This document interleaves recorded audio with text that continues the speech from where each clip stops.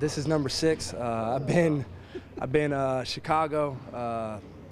Then I had a stint of Orlando, OKC, Atlanta, Boston, now here. So I've been on the East Coast for about 2 weeks. You know, my next one's Phoenix, so I'm happy to go home. Have to get home tonight. So I mean, it's been a great experience. So. You're not tired of them yet? I mean, I'm tired, but not of the workouts. I mean, you know, it's great. You know, people, not too many people get to go around and see all these facilities and meet all the coaches and staff and stuff like that. So I mean, I'm just you know, enjoying the experience. How much did you know about Toronto before you got here and saw the city? I actually knew quite a bit. I've had about 6 teammates from Toronto or the Toronto area. Back when I was at Finley, so I mean they would always brag about it and everything. So I've been familiar with it. And the Raptors organization, obviously the playoff front, I think turned some heads in the States especially. Yeah, my agent Aaron Goodwin is actually DeMar's agent. So you know I watched them closely. I mean he had a monster year this year, and I mean the fans just watching that first round, it was crazy how hyped up the fans were. So I mean definitely. You know, to basketball watching American, it turns some heads. Does Aaron hook you up with any pros when you're going through this process that let you know what it's like, sort of? I mean, I've had a lot of teammates that already are on this level. You know, Tristan Thompson, Corey Joseph, Anthony Bennett. So I mean, just guys around the league that I've known for a while. And yeah, I mean, I got the chance to go up to Portland and see Damian Lillard play against the Spurs in the playoffs, and you know, just talk to him, and you know, he was just like, you know, embrace the opportunity every place you go. I mean, and just have fun with it, because like I said, you know, not a lot of people get to do this, so just enjoy it. You said you've had 6 workouts, so you've had a lot of opportunity for feedback. What's been the general impression that you've gotten from teams about what you can do on the court? Yeah, teams. You know, it's pretty much teams know what I can do. You know, they believe I can come in and defend right away. I think that's something that I'm trying to convince them of even more.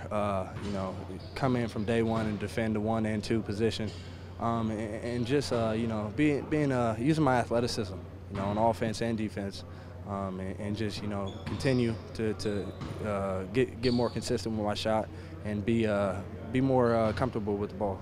You mentioned you can guard both backcourt positions. Positionally, where do you see yourself playing in the NBA? I believe I can play a point guard position, but I think it's a plus that I can play the 2 also. I believe I'm a combo guard. I mean, I think that you look around the league and there's a lot of coaches throwing out 2 guard, 3 guard rotations at a time. So I mean, I think that's a plus that I played the 2.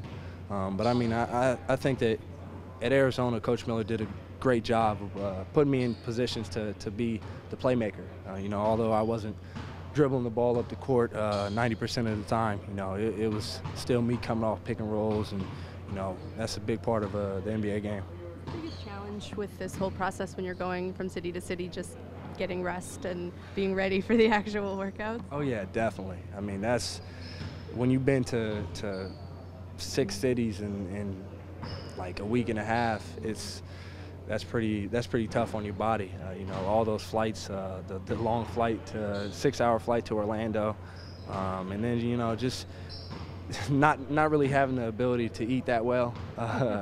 You know, everybody's preparing for the combine. You're at your own place. You get to eat well and everything, and then, you know, you take your body fat and it's pretty good there. And then all these teams take the body fat and the weight and everything is a little up. So I mean, just, you know, trying to stay. Stay to your diet and get rest and hydrate and stuff like that. That's definitely the tough part. What would you want teams or people to know about you off the court, just if they're not familiar with you? I mean, I'm a pretty laid-back guy. I mean, I'm not going to cause any problems off the court. I mean, I like to go fishing, go to movies, stuff like that.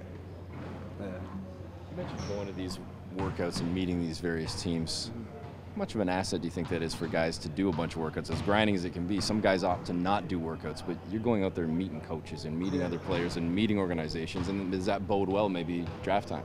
Oh, I mean, I think so. You know, a lot of these staff members on teams, they know who you are as a player, but they haven't, they were in their season the same time we were, so they hadn't really gotten a chance to watch everybody play extensively. So I mean, to get them in there, see their body language, see how they interact in a workout, how they listen, it is definitely big in my mind. And I think, same with the players. I mean, you go and you ask questions to coaches and staff members, and you see the facilities, and I mean, go from there.